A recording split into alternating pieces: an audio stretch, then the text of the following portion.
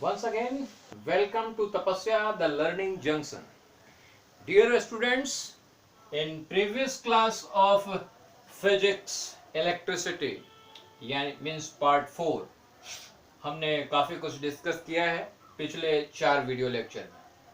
आज ये 5th video lecture है, 5वां वीडियो लेक्चर, जिसमें हम डिस्कस करने वाले हैं इलेक्ट्रिक पावर के बारे में। Then after I will make the discussion with you regarding the commercial unit of electrical energy, और फिर हम चर्चा करेंगे हीटिंग इफेक्ट ऑफ करंट, और इसके बाद अगले वीडियो लेक्चर से हम लोग न्यूमेरिकल प्रॉब्लम्स के ऊपर डिस्कशन शुरू कर देंगे। Right, so let us start the first point. कुछ मैंने यहाँ पे पॉइंट्स लिख दिए हैं, इन पॉइंट्स को आप लोग नोट डाउन जरूर कर लेंगे, because these points are very helpful, because these are the main points on which you are able to elaborate the things, चीजों को आप काफी एक्सप्लेन कर सकते हो। तो सबसे पहले हम डिस्कस करने जा रहे हैं आपसे इलेक्ट्रिकल पावर के बारे में। इलेक्ट्रिकल पावर, बार बार मैं ये कह रहा हूं आप लोगों से कि अगर हमारा वीडियो आपको पसंद आ रहा है तो लाइक, सब्सक्राइब और बेल आइकन जरूर प्रेस करें ताकि हर वीडियो आपके पास पहुंचे। और मैंने आपसे प्रॉमिस किया है कि आप अगर मेरा सारा वीडियो देखते हैं तो आपको कहीं पे भी क्लास 10th फिजिक्स में प्रॉब्लम नहीं रहेगी, ये मेरा प्रॉमिस है आप लोगों से। ओके, सो हम बात करने जा रहे हैं इलेक्ट्रिकल पावर की। सबसे पहले बात करेंगे पावर। पावर, शक्ति होता क्या है? What is power? हम लोग डिस्कस करते हैं पावर। पावर होता क्या है? काम करने की ability, ability to work, ability to work, यही पावर होता है। तो हकीकत में किसी काम को करने की जो एबिलिटी, एबिलिटी का मतलब क्या है? Rate, rate of doing work. यहां पे हमने लिखा है कि पावर का मतलब क्या है? Rate of doing work. किसी काम को करने की क्षमता को क्या कहते हैं? पावर कहते हैं हम लोग। सपोज करें कि एक इंसान 1 मिनट में 5 बुक को एक कमरे से दूसरे कमरे में रख देता है, दूसरा इंसान 10 बुक को उतने ही समय में एक कमरे से दूसरे कमरे में रखता है, तो किसका काम करने का रेट ज्यादा है? डेफिनेटली दूसरे इंसान का। तो हम कहेंगे दूसरे का पावर क्या है? ज्यादा है। तो लिसन, पावर क्या है? पावर है रेट ऑफ डूइंग वर्क।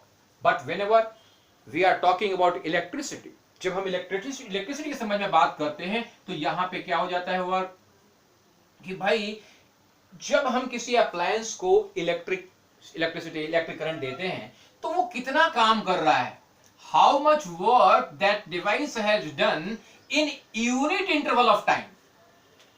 यानी आप कह सकते हो कि electrical power is nothing but work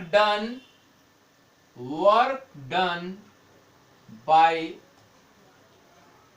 electricity in unit time. इकाई समय में इलेक्ट्रिसिटी के द्वारा जो भी वर्क परफॉर्म होगा वो उसका पावर कहलाएगा। मींस यू कैन से कि P इज इक्वल टू क्या होगा? Work done by time. Right, work done को हम अगर W लिख देते हैं तो W बाय T। और आप जानते हो वर्क डन को हम लोग किस में रिप्रेजेंट करते हैं? उसका यूनिट क्या है? यानी P इज इक्वल टू क्या हो गया? W बाई टी, जहां पे W को हम लोग किस में रखते हैं? जूल में, और T को सेकेंड में। ये हमारा ऐसा यूनिट है। Means you can say that power is nothing but joule per second. यानी पावर की इकाई क्या हो गई? पावर की यूनिट क्या हो गई? यूनिट ऑफ पावर क्या हो गया? Joule per second. इसे आप जूल पर सेकेंड ऐसा भी लिख सकते हैं। राइट, तो joule per second is nothing but it is the unit of the power of electricity. आप इसे वाट के रूप में भी कहते हैं। क्या कहते हैं? वाट। यानी यूं कह लो कि 1 वाट किसे कहेंगे? 1 watt is equal to 1 joule work. W कितना है? 1 जूल इन 1 सेकेंड। यानी 1 जूल इन 1 सेकेंड को क्या कहते हैं हम लोग? 1 वाट कहते हैं। सो वाट और joule per second is the measuring unit of power. Right, यहां तक क्लियर है? अगर यहां तक क्लियर है my dear students, electric power समझ में आया है तो हम आगे चलेंगे। फिर से मैं बता दूं, electric power is nothing but क्या है ये? Work done per unit time bye electricity. Electricity के द्वारा इकाई समय में जो काम परफॉर्म किया जाएगा उसे क्या कहेंगे हम लोग? इलेक्ट्रिक पावर कहेंगे, राइट?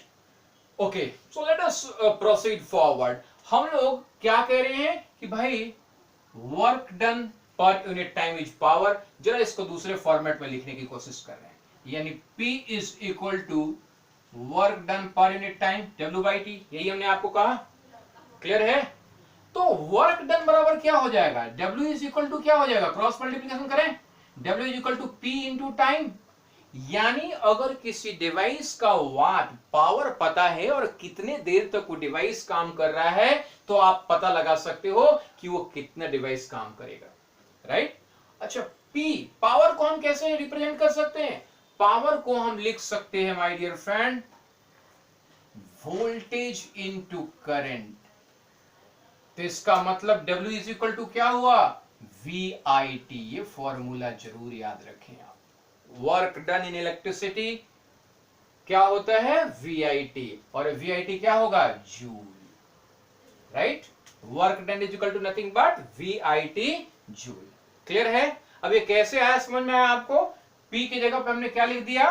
Voltage into current. क्यों ऐसा लिखा है इसके बारे में भी मैं बताऊंगा कि हकीकत में जो पावर होता है वो होता क्या है?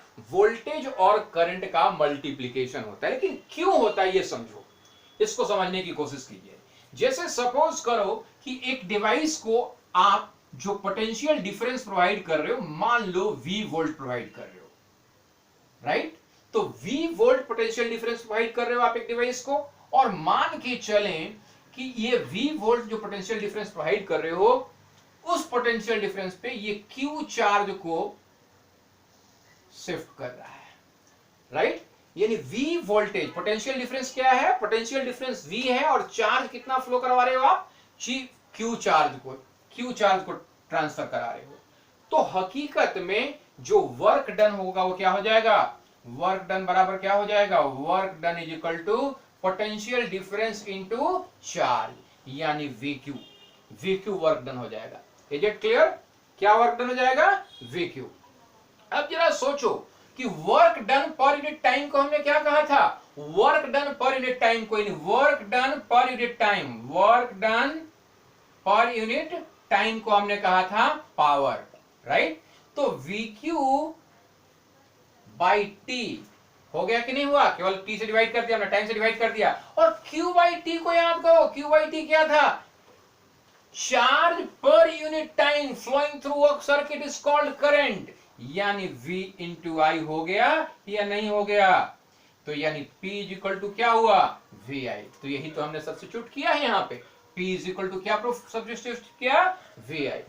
तो लिसन इट, जब भी आपको ये वर्क डन बराबर VIT प्रूफ करने के लिए आए या जब डिराइव करने के, बड़े आसानी से कर सकते हो। कैसे?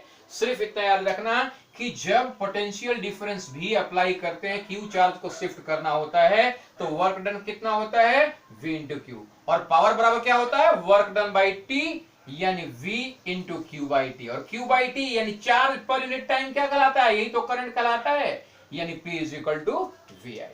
ये समझ में आया आप लोगों को? पावर के लिए, और जैसे पावर के लिए आपने VI फॉर्मूला निकाला है, P is equal to VI, और फॉर्मूला निकाल सकते हैं। जरा देख लीजिए दो तीन क्या क्या हो सकता है। P बराबर क्या लिखा आपने? VI। पावर बराबर क्या लिखा? P is equal to VI। एक तो ये पहला फॉर्मूला है, बड़ा आसान है याद रखना। P for power, P for power और P फॉर प्रोडक्ट भी, यानी यूं कह लें कि power is equal to voltage into current, यानी product of voltage and current is called power. जरा इसको हम दूसरे फॉर्मेट में लिखने की कोशिश कर रहे हैं। P is equal to VI हो चुका, ये हमने अभी डिराइव करके दिखाया आपको।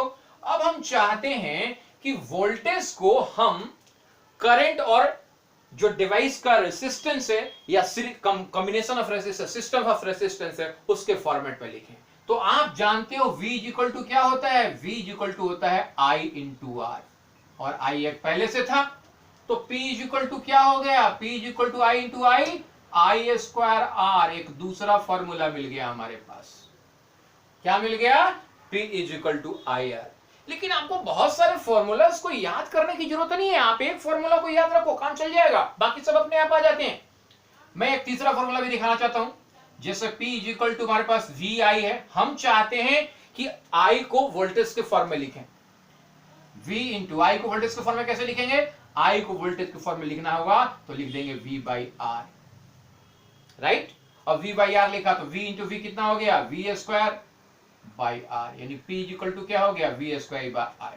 तो हमारे पास कितने फॉर्मूले निकल पावर के? पावर बराबर V इंटू आई, पावर बराबर आई स्क्वायर इंटू आर, पावर बराबर V स्क्वायर बाई आर। ये तीनों सेम है, अलग अलग फॉर्मूला नहीं है, केवल हमने उसमें कॉन्सेप्ट बदला है। यहां पे वोल्टेज और करंट के फॉर्म में लिखा है, यहां पे वोल्टेज और रेजिस्टेंस के फॉर्म में लिखा है, और यहां पे करंट और रेजिस्टेंस के फॉर्म में लिखा है। तो जब न्यूमेरिकल सॉल्व करेंगे तो क्या दिया हुआ है क्वेश्चंस में, उसके अकॉर्डिंगली आप डायरेक्टली फॉर्मूले का यूटिलाइजेशन कर सकते हो, राइट। तो ये पावर समझ में आया? फिर से बता दीजिए, पावर को मेजर करने का इकाई joule per second, joule per second, और इसे क्या कहते हैं? वाट भी कहते हैं, दोनों में से कोई ना। लेकिन ये जो जूल पर सेकेंड यूनिट है वो यूनिट एसआई यूनिट है, राइट। कौन सा यूनिट है? SI unit. अगर हम कॉमर्शियल यूनिट की बात करें तो ये कॉमर्शियल यूनिट नहीं है। घर में आप डिवाइसेस चलाते हो और आपके घर में बिजली का बिल आता है, तो क्या बिजली का बिल जूल पर सेकेंड में आता है क्या वाट में आता है क्या? नहीं। तो हम डिस्कस करने जा रहे हैं कॉमर्शियल यूनिट। कॉमर्शियल यूनिट, आपके घर में जो बिजली का बिल आता है, कहते हो 5 यूनिट का आया, 10 यूनिट का आया, 20 यूनिट का आया, 50 यूनिट का आया, 100 यूनिट का है क्या ये कॉमर्शियल यूनिट? तो हकीकत में कॉमर्शियल यूनिट है kilo watt hour. 1 kilo watt hour को हम कहते हैं 1 यूनिट। कोई नहीं कहता कॉमर्शियल में, कहते 1 यूनिट की बिजली का बिल आया हुआ है, 2 यूनिट का है। इसका मतलब क्या है? 1 यूनिट का मतलब है 1 kilo watt hour. 1 kilo watt hour बराबर कितना होगा? जरा इसको डिराइव करें। 1 किलो वाट, किलो का मतलब क्या होता है? 1000, तो हम यहां पे इंटू 1000 कर रहे हैं, राइट। 1 इंटू 1000। अब 1 इंटू 1000, वाट का मतलब क्या होता है? वाट का मतलब मैंने बताया था जूल पर सेकेंड, यानी 1 इंटू 1000 जूल पर सेकेंड हो गया। लेकिन अब ये घंटा बचा हुआ है, आवर बचा हुआ है, तो आवर को, घंटे को हम क्या चाहते हैं? सेकेंड में बदलना। तो सेकेंड में कैसे बदले? आवर को क्या लिख सकते हैं हम लोग? 60 इंटू 60, क्योंकि आप जानते हो कि 1 घंटे में 60 मिनट और 1 मिनट में 60 सेकेंड, यानी 60 इंटू 60 क्या हो गया? अब आवर नहीं रह गया, क्या रह गया? सेकेंड। अब जरा देखो ध्यान से, ये सेकेंड और ये सेकेंड कैंसिल हो गया आपस में, ऊपर नीचे है, बच कितना गया? 6 6 या 36, और इसके ऊपर कितने जीरो आ गए? 3 जीरो यहां से और 2 जीरो यहां से, क्या बन गया?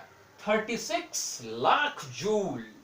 36 लाख जूल, यही है 1 किलोवाट आवर, 1 किलोवाट। यानी हकीकत में घर में जब आप 1 यूनिट की बिजली के खर्च की बात करते हैं तो हकीकत में कितना एनर्जी खर्च करते हैं आप? 36 लाख जूल, राइट। इसको आप थोड़ा दूसरे फॉर्मेट में लिख सकते हैं, 3.6 इंटू 10⁶ जूल भी लिख सकते हैं। कैसे लिखा भाई? देखिए, हम 1 2 3 4 5 6 अंक के बाद दशमलव लगा दिए, 3.6 हो गया।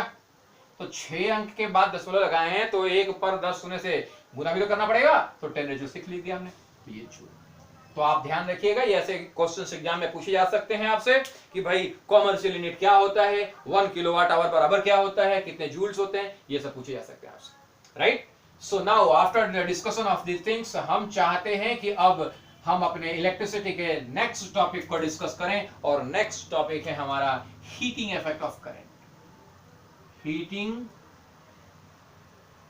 इफेक्ट ऑफ इलेक्ट्रिक करंट मतलब ये कि जब आप एक इलेक्ट्रिकल डिवाइस को करंट देते हो तो करंट कहां से देते हो? बैटरी लगाया, सेल लगाया, सेल में क्या हो रहा है? सेल में केमिकल रिएक्शंस हो रहे हैं, और उस केमिकल रिएक्शन की वजह से क्या हो रहा है? एनर्जी पैदा हो रहा है। बैटरी के दोनों टर्मिनल पे पोटेंशियल पैदा हो रहा है, एनर्जी पैदा हो रहा है, और उसी पोटेंशियल डिफरेंस की वजह से चार्ज का फ्लो होता है आपकी डिवाइस से। अब ये चार्ज का फ्लो कंटिन्यूअसली मेंटेन रहे, इसके अंदर एक्सपैंड करते रहता है, एनर्जी खर्च करते रहता है बैटरी हमारा एनर्जी।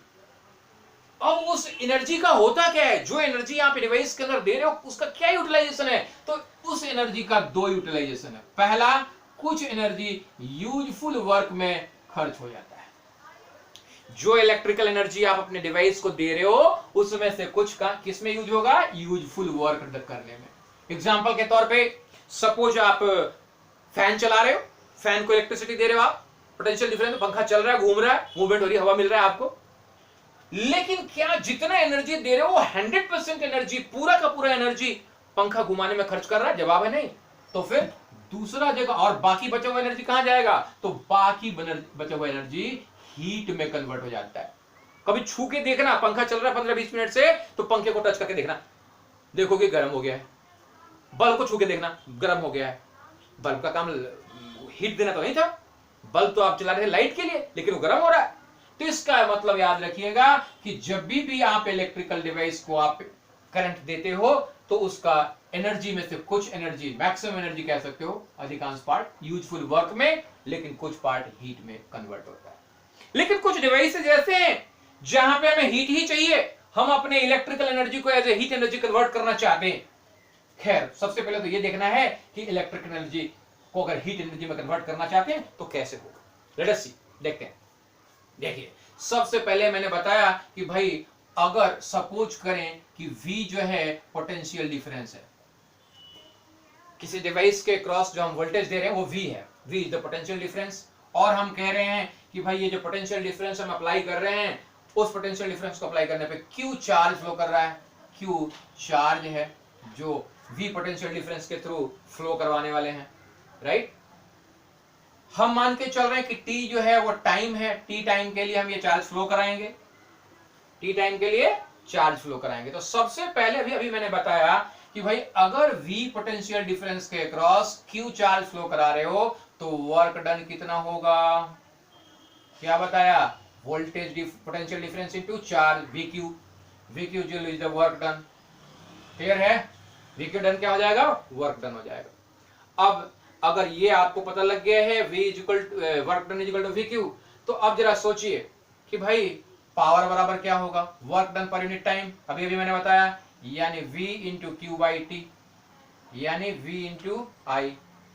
अभी जैसे मैंने ड्राइव करके दिखाया आपको, तो पावर कितना हो गया, VI हो गया, राइट।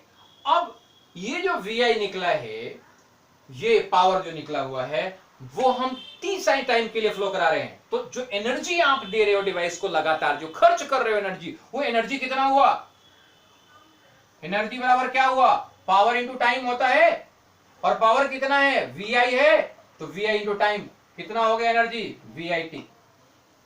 क्लियर है, एनर्जी कितना हुआ, VIT। हम चाहते हैं इसको V के फॉर्म में ना लिखें, हम चाहते हैं कि करंट के फॉर्म में लिखें, तो हम V को क्या लिख सकते हैं, I इंटू R लिख सकते हैं, I यानी I स्क्वायर, क्या बन गया ये, I स्क्वायर RT। ये एनर्जी आप दे रहे हो अपने डिवाइस को, राइट। मान लो आपका जो डिवाइस है वो हीटिंग इफेक्ट को यूटिलाइज कर रहा है, वो किसी और पर्पस के लिए नहीं, हीट ही प्रोड्यूस कराने के लिए यूज कर रहे हो, तो जो एनर्जी दोगे that will be converted into heat. क्योंकि हमने पढ़ा है, क्या पढ़ा है, कि इलेक्ट्रिक कोई भी एनर्जी हो, ना तो एनर्जी को हम पैदा करते हो, ना एनर्जी को हम डिस्ट्रॉय कर सकते हैं, कंजर्व हो जाता है, एक फॉर्म से दूसरे फॉर्म में बदलता है। तो इसका मतलब है कि ये इलेक्ट्रिकल एनर्जी जो हम दे रहे हैं that will be converted into heat energy. जो इलेक्ट्रिकल एनर्जी दे रहे हो क्या किसमें कन्वर्ट हो जाएगा, हीट एनर्जी में कन्वर्ट हो जाएगा। यानी अगर हम कहें कि भाई एक डिवाइस जो उसका पोटेंशियल डिफरेंस भी है, करंट हम I फ्लो करा रहे हैं कंटिन्यूअसली T टाइम पीरियड के लिए, तो I square RT total energy को कंज्यूम कर रहा है, जो कि कन्वर्ट किसमें हो रहा है, हीट में। तो H इक्वल टू क्या हो जाएगा, I स्क्वायर RT। H क्या है, हीट है, right. H equal to I square RT joules. इसी को कहते हैं जूल्स लॉ ऑफ हीटिंग। क्या कहते हैं, जूल्स लॉ ऑफ हीटिंग। यानी आप एक डिवाइस को, हीटिंग डिवाइस को, हीट जनरेट करने वाले डिवाइस को जो करंट दे रहे हो, तो वो क्या पैदा करता है, हीट पैदा करता है। मैं इसका यूटिलाइजेशन देखूंगा, तो H equal to I square RT। तो ये जो इक्वेशन है ये क्या शो कर रहा है, ध्यान से देखना है, ये शो कर रहा है कि हीट जो है वो डायरेक्टली प्रोपोर्शनल होता है करंट के स्क्वायर के। हीट जो है वो डायरेक्टली प्रोपोर्शनल होता है डिवाइस के रेसिस्टेंस के, हीट जो है वो डायरेक्टली प्रोपोर्शनल होता है टाइम के। यानी अगर एक डिवाइस में करंट आप डबल फ्लो कराते हो, डबल करंट फ्लो कराने लगे, पहले 1 एम्पियर फ्लो करा रहे थे, अब 2 एम्पियर फ्लो कराने लगे, तो डेफिनेटली जितना हीट वो प्रोड्यूस करता था अब कितना करेगा, 2 एम्पियर फ्लो कराने से I स्क्वायर यानी 4 गुना करने लग जाएगा। अगर आपने करंट को 3 गुना कर दिया तो हीट कितना प्रोड्यूस होगा, 9 गुना प्रोड्यूस होगा, यानी H is directly proportional to I square. उसी तरीके से हीट की रेसिस्टेंस पे डिपेंड करेगा, डिवाइस का रेसिस्टेंस अगर ज्यादा है तो ज्यादा हीट प्रोड्यूस होगा, कम है तो कम हीट प्रोड्यूस होगा। और तीसरा फैक्टर टाइम है, ज्यादा टाइम के लिए करंट फ्लो कराओगे ज्यादा हीट प्रोड्यूस होगा, कम टाइम के लिए करंट फ्लो कराओगे कम हीट प्रोड्यूस होगा। तो यही है हमारा Joule's law of heating. Is it clear to all of you? अब सवाल ये उठता है कि ये जो करंट का हीटिंग इफेक्ट है उसका क्या यूटिलाइजेशन है। तो हमारे इलेक्ट्रिक डिवाइसेस के अंदर बहुत सारी जगहों पे हम लोग इसका इस्तेमाल करते हैं। जैसे सबसे पहला यूज देखें तो आप घर में इलेक्ट्रिक आयरन इस्तेमाल करते हो प्रेस करने के लिए कपड़ों को, तो डेफिनेटली आप करंट देते हो वो गर्म हो जाता है, तो वहां क्या यूज हो रहा है, heating effect of current. Toaster इस्तेमाल करते हो ब्रेड को टोस्ट करने के लिए, ओवन इस्तेमाल करते हो, ओटीजी इस्तेमाल करते हो, इन सभी में क्या है, you are making the utilization of heating effect of current. आप करंट का हीटिंग इफेक्ट इस्तेमाल कर रहे हो। दूसरा यूज देखिए, आप अपने डिवाइसेस को जब लगाते हो तो कई जगह पे फ्यूज का इस्तेमाल करते हो। क्या इस्तेमाल करते हो, फ्यूज का इस्तेमाल करते हो।